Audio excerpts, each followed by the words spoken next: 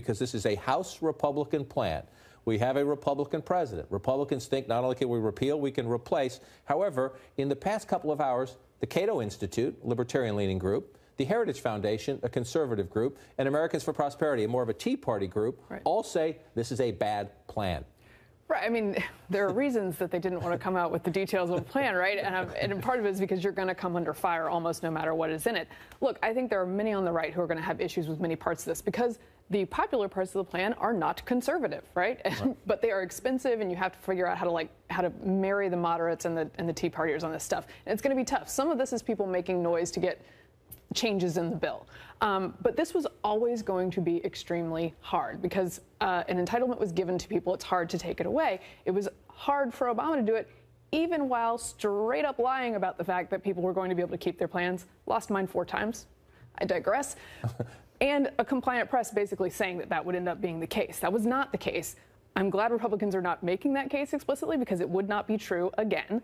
But they've won 3 national elections based on this pitch that they were going to repeal, one of them with Donald Trump at the top of the ticket. And they've won all 3 of those times. So I think there might be some area for boldness here that they're not taking. Right. The burden is on them to do this because of that, though. The 2010, 2014, and then 2016, only the Obama re-election year, and the Republicans didn't get wiped out down below. In the Congress, they did okay in those elections. But they're moving this bill forward without a lot of the key details. Number one, how much would it cost? Number two, how many people would be affected? How many people who have health insurance today, like Obamacare or not, how many people who have it today wouldn't have it under the Republican plan? It's called a score in Washington. The Congressional Budget Office needs to score it. The urgency is to move quickly, but Nancy Pelosi, the Democratic leader, saying today, and most of the Democrats are just stepping aside. They want to let the Republicans have their own internal war over this, saying, how dare you advance this when we don't do the math? Well, right. And, you know, let's be honest about the number the Democrats care about here. They don't care about the cost of this plan. I mean, Republicans are going to care a lot about the price tag on it. What Democrats are going to focus on are the number of people who will lose health insurance, who currently have health insurance. And then they're going to run across the country and they are going to find those people who are at risk of losing health insurance. And then you will see them written about in newspapers and you will see them on television. And that is the reason this is going to be so difficult for Republicans, because Mary Catherine said it's really difficult to take away an entitlement that you've already given someone, and you will always find a young sick person or an old grandma or someone who is sympathetic who is going to lose their coverage. And so Republicans are going to take heat for that. It will be interesting to watch this party that's now spent, you know, years running on this try to actually do it. It's almost, you know, running and winning elections is the easy part. It's the governing that's the hard part. Governing is the hard part, and when you have something so complicated, and you're right, Republicans have the high ground politically because they can make the case. We campaigned on this in 2010. We got the House. We campaigned on this in 2014. We got the Senate back. We won the presidential election. The details are hard. When you have something so complicated, communicating is important. You should communicate with clarity, and you don't want to drive anybody away. Here's Congressman Jason Chaffetz, the Republican chairman on the House side, one of the key players in trying to help the leadership sell its plan. He's already walking this one back because people said, not the way you want to say this.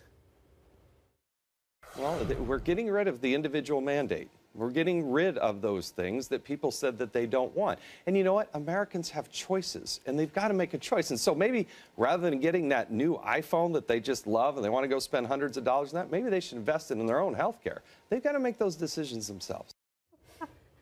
That was a little too honest, wasn't it?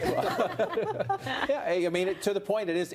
What he's saying essentially is this is your responsibility. We're going to a market-based system, and we're going to help you, but you have to do it. But that's probably not Communications 101. Look, a significant part of what has destabilized the viability of Obamacare in its current form is the kind of detraction of it by Republicans in Congress and in state legislatures all across the country. The Republicans have an interesting choice now, which is do they shore up and validate the Republican alternative to Obamacare in a way that will support it and maintain it at the state level and make it more affordable or not? And the cost piece of it, whether you're giving up your iPhone or whether the government's going to subsidize it or whatever, is of course the biggest part. It's not even really the keeping your kids who are 26. Those kids are cheap anyway, and keeping those kids in the system makes it more likely that they will say, hey, I rely on insurance. I want to keep buying insurance. That's good for the system if you're going to take away a mandate. But it's making sure sick people can get coverage,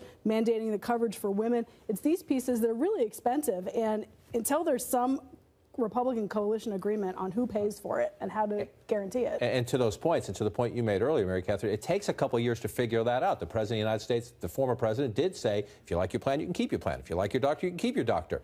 Didn't turn out that way. Didn't turn out anywhere close. It's almost as if one could have predicted it, as I did. But for people to actually have that happen to them takes some time. And so the Republicans need to pass this bill, and then you deal with the consequences later, which makes this a giant test for the President of the United States, because he has this internal feud in his own party. So today he's having some of the House deputy whips. For those of you at home, those are the people who help count the votes, members of the leadership team, junior members of the leadership team, but they go out and they count the votes. Are you for it? Are you for it? What do you need for you to be for it? That's what they do. And then he's having dinner this week with Ted Cruz. We are told by the White House the President is fully prepared to travel the country and make this case. He tweeted this morning.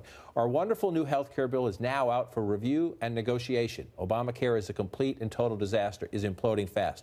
The negotiation part is what makes it interesting. How involved will this president be, and how involved does Speaker Ryan want him to be when it comes to where are the semicolons, what stays and what goes? I think you look back to 2009 and the Democrats, and despite President Trump's newfound realization that this is complicated, we've known it's complicated for a while, and you look at how long Democrats took in 2009, Max Baucus, it was working its way, and there was a lot of internal divisions over universal health care and how to do this. The difference now, it seems, with this bill is that it's being sort of attacked on both sides. Conservatives are attacking it over the cost of it, and there's some moderate Republicans who are worried about Medicaid and what happens in their states. So it's not like there's just a tug in one direction. It makes it a lot more complicated, given the fractious nature of the Republican Party and how people are looking at this bill, which needs more leadership from the president to sort of figure out how are we going to do this and what are we going to do. Well, I think Trump, as always, is a wild card because he's not deeply interested in health care policy, even though I think can be a pretty good salesman and can speak to what people are actually feeling on Obamacare. I'm sure he knows, because he watches the polls, for instance, it is enduringly polled that more people are hurt than helped by Obamacare. So there are sad stories on both sides of this, and I'm sure he's pretty good at honing in on that if he were out on the trail and doing that or talking on TV about it. The problem is, does he go and sit in a room with a senator one day who says, well, I want this part preserved, and he goes, that's a pretty good idea. Yeah. Let's put that in. And it throws off the whole CBO score. So I think that's the real wild card with him. He can sell, but what's he decide to end up selling? That's a great point as the debate goes forward. Everybody sit tight. This debate will be with us for weeks.